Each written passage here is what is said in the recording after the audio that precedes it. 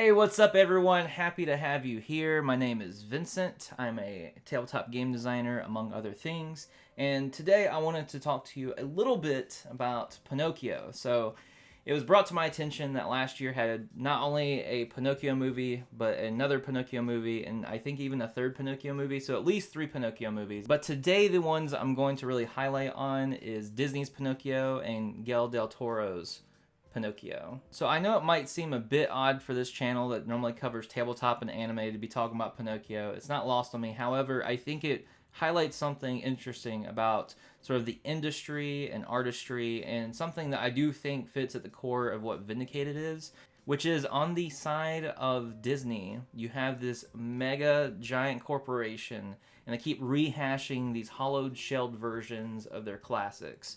The original Pinocchio cartoon, albeit a little bit scary, especially as a kid, even a little bit as an adult, was a wonderful and still is a wonderful cartoon. And I don't personally have a problem with them retelling stories or trying to remake things. The problem is, however, is that these remakes just seem to be high-budget versions of retellings that aren't really capturing the soul and the essence of what the original story is told, and it's also not trying to be something different. You know, it's just sort of retracing the steps, but in a lifeless, expensive way, and that's one of the biggest turnoffs for me when it comes to why I love indie stuff and why I don't like a lot of this corporate stuff. It just feels soulless. It's like, oh, well, as long as we just put enough paint on it and make it pretty with all of our money, people are going to eat it up. But no, you know, people still enjoy the classics more. And it's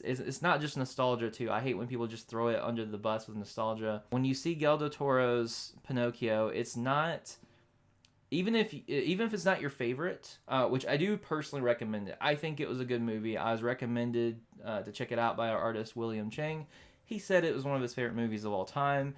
So I was like, okay, let me check it out, because that is very high praise. He put it up there next to The Iron Giant, which is his favorite movie. So I was like, okay, I'll check this movie out. And it is a really good film. I've heard some criticisms. I've heard people say that they didn't like some of the themes that were kind of put into it. But I really felt like it was an interesting backdrop, and at least that they were doing something different. And different does not always mean better, does not always mean good. But And this isn't to say that this also wasn't a Hollywood movie, you know, this big budget film. It still had a big budget, not as big as Disney's, but at least like it operated on a smaller scale, a smaller budget, still a massive budget, definitely not indie, but it was an artist vision, and that's the difference. Is this was something that Guillermo del Toro wanted to make for decades, or at least a decade. He wanted to make it for a while. I don't remember exactly how long it was. I think he mentioned in an interview that he thought about this when he was like 10 years old.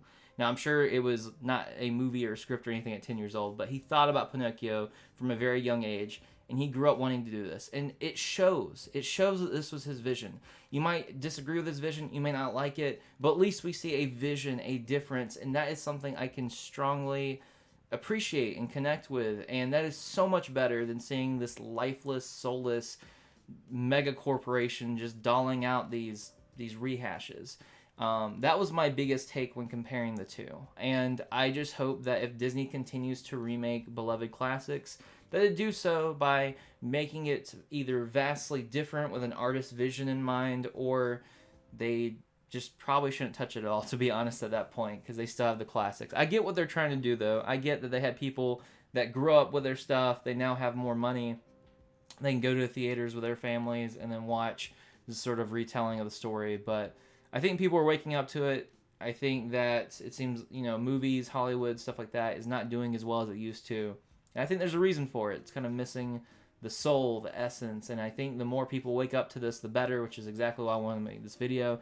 If something in this video resonated with you and you happen to be an anime fan, tabletop fan, be sure to jump into our Discord community. Be sure to like, comment, subscribe. A lot of people that watch these videos are not subscribed. They're not liking. They're not commenting.